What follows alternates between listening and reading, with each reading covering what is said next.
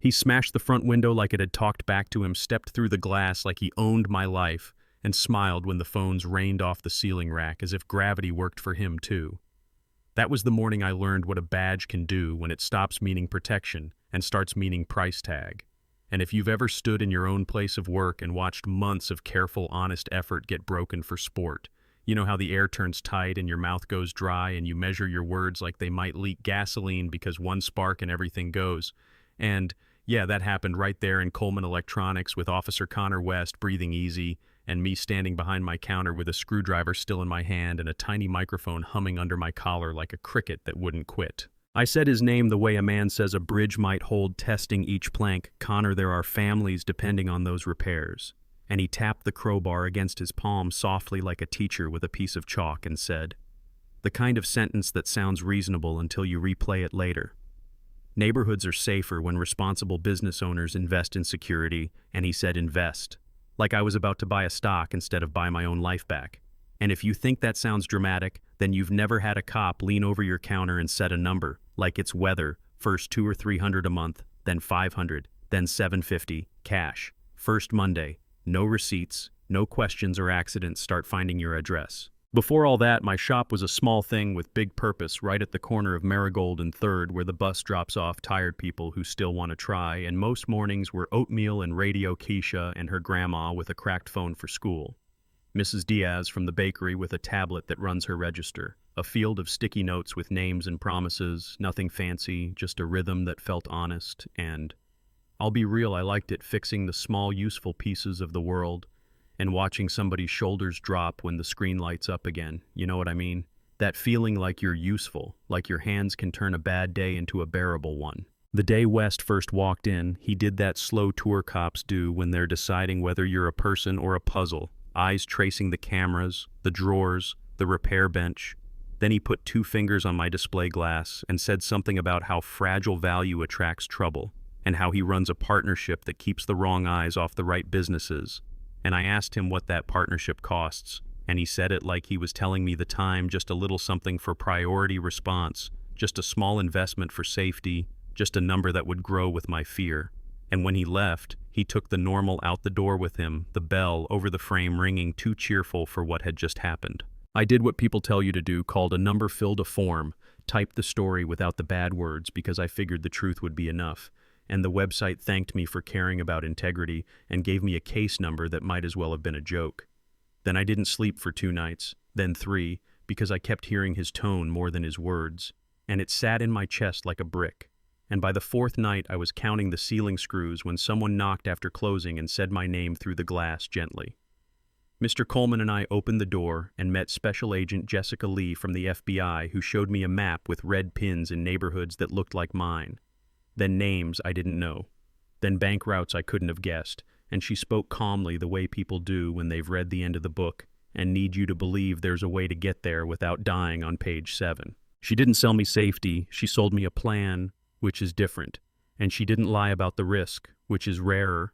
And when she asked me to help, I thought about the kid whose homework lived behind a spiderweb screen, and about my mother who taught me to fix what was in front of me, even if you couldn't fix the world. And I looked at the card she left on my counter and called the number at 9:47 p.m., said Agent Lee. I'm in a voice that surprised me by how steady it sounded, like it belonged to a man whose hands weren't shaking. They wired my shop before sunrise. Marcus Torres placing little cameras where only electricians and nosy ghosts would notice smoke detector eyes, outlet ears, a button mic tucked beneath the counter edge, a backup mic stitched into my jacket seam, a pen that wasn't a pen, and a panic trigger I prayed I wouldn't touch. And then they taught me how to be a good witness in my own life, which is a strange skill to learn, let me tell you. Don't argue. They said don't perform, don't corner him. Just ask like a tired man who wants to keep his lights on and let him fill the silence with his own bragging. And the word brag matters here, because that was West's weakness. He loved the sound of his own confidence. He loved explaining the game to a man he thought couldn't afford to quit it. The next time he came in, he leaned his elbows on my glass like he had a share in it, looked around at my hanging phones and said we were finalizing our partnership, and I did what the feds taught me. I asked what I was buying exactly on paper in plain old English, and he chuckled like paperwork was for children and said patrol prioritization, response time, Inspector coordination, courtroom help if necessary. Acquaintances who appreciate community stability. All those careful phrases that float just above illegal and sound harmless until you string them together. And when he left, Agent Lee's voice slipped into my ear from wherever she was parked. Good Darius. We have patterns. Keep him talking next time. And I went back to replacing a charging port with my hands steadier than I deserved. The neighborhood started changing like a room where someone silently turned the dimmer. Not all at once, not dramatic, just heavier. The bakery got 3 surprise health checks in 4 weeks. The barbershop door that had been the same width since the barber's father cut hair. There suddenly wasn't up to code. The little market on Mulberry had 2 cruisers parked out front on Saturday afternoons like a warning label. And deliveries were late for stores that used to brag about being early. And if you're from a place like mine, you know exactly what I'm saying. You can feel a crosshair without seeing it. You can hear a threat that doesn't use the word threat. And the worst part isn't even the visits, it's the waiting. Month 3. He showed up in a better mood, which sounds ridiculous because he was there to squeeze me, but some days he seemed lighter, like he'd just won a hand. And that's when people talk. That's when he said a detective's name, Stephen Pierce, and an assistant prosecutor, Linda Hayes, and a court clerk, Michael Torres, and a councilman, Robert Martinez, and a captain, Daniel Garcia, and he didn't present them like a list of co-conspirators. He floated them like weather patterns, tiny storms that pass where he points. And when I asked what happens if I fall behind, he smiled like a dentist and said, I'd meet a different set of city workers who are very thorough.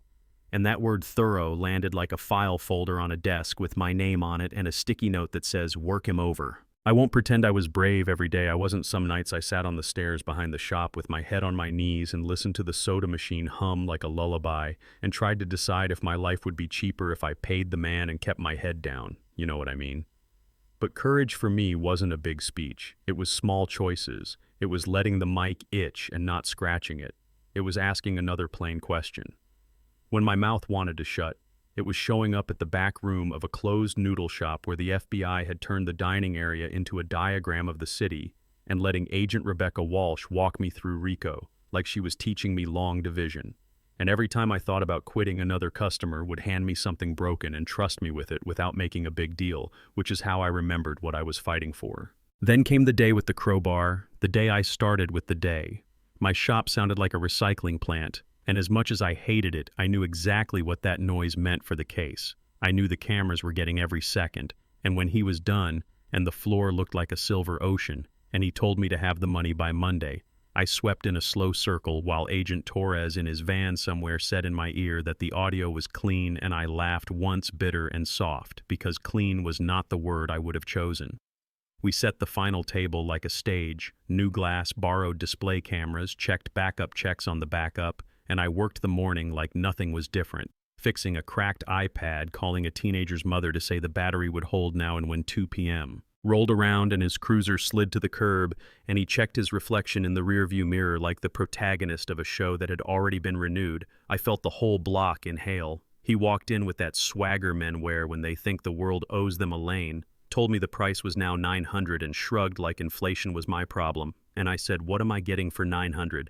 I need to hear the pieces, and he started listing the gears, like a man who loves machines. Inspectors redirected code problems that never land on friends.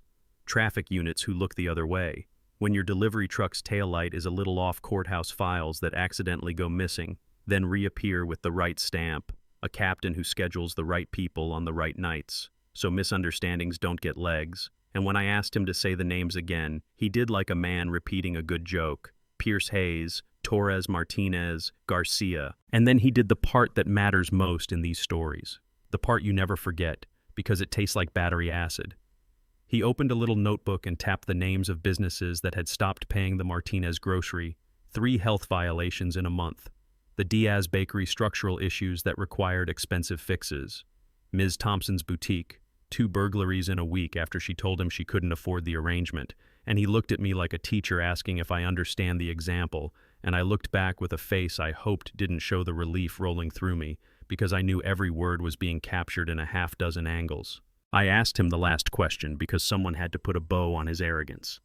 What happens when this whole system gets exposed? And he laughed full and unbothered and said it was too big, too connected, too protected, that people like me don't have the reach, which is when the street outside changed temperature. Cars you hadn't noticed became vehicles with purpose. Doors opened before you heard the hinges. Boots crossed the threshold, and the bell over my door made a tiny panicked sound, and the voice that followed didn't need volume to carry weight. Federal Bureau of Investigation. Connor West, you are under arrest for extortion, conspiracy, and deprivation of rights under color of law. And I watched the room belong to the law again, not the costume of it, the substance, and he reached toward the weapon. He suddenly remembered he didn't own any more. Then he looked at me like we'd been business partners and I'd cheated. You recorded me, and all I said back, steady as the first time I called Agent Lee, was, you recorded yourself. After that, it was a montage you could set to a metronome cuffs, recitation of rights, bags labeled for evidence, a quiet nod from Agent Lee, like a promise kept, simultaneous arrests, rolling across the grid of a city that had been turning on itself for years. Detective Pierce at his driveway, Assistant Prosecutor Hayes in a hallway lined with framed mission statements, Court Clerk Torres near a freight elevator with a file box in his hands, Councilman Martinez getting walked past the painting of some founder he'd probably referenced in a speech about values, Captain Garcia meeting a warrant that spelled his name correctly in bold letters, accounts frozen at banks that do not like surprises, and me behind my counter suddenly tired in a way that had nothing to do with sleep, holding a rag that still smelled like glass cleaner. Reporters said words like sweeping and historic and network and largest, but for us it meant smaller, truer things. It meant the bakery opened at 6 without a clipboard. At 6:07, it meant the barbershop door stayed its traditional width. It meant patrol cars slowed because there were kids on bikes, and not because they had a point to prove. It meant my sign that said, repairs you can trust, felt less like a dare. And when the court days came, I wore the same jacket I wore to work, because I wanted to tell the truth, as the same man who fixed phones on Marigold and 3rd.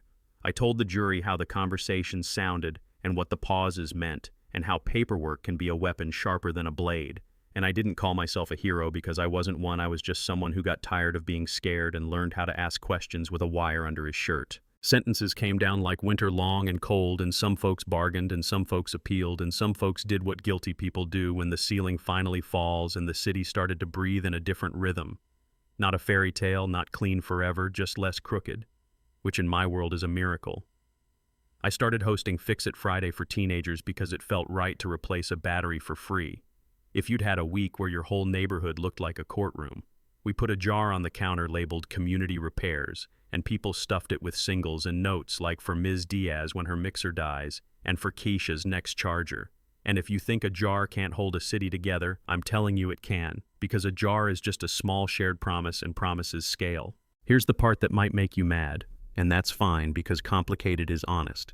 Not everyone who should have paid did some names, made deals that left pensions intact. An oversight vote died quietly in committee with smiles for cameras and knives for minutes. A judge somewhere wrote a sentence that read tight but landed loose. And some nights I still see a cruiser roll by and feel my back teeth clench, you know what I mean? But the difference now is we talk about it out loud. We don't whisper like fear needs our help. And the folks who wear the badge, right, looked me in the eye and said they hated what he did because it made their shifts harder and their oaths heavier, and I believe them because their body language said they meant it. If you're asking what I learned, it isn't that the system saved me, it's that people inside the system and just outside it can pull together. When someone refuses to be quiet, that a shop with a crooked sign can become a fuse for something bigger, that paperwork can injure and also heal, depending on whose pen is moving.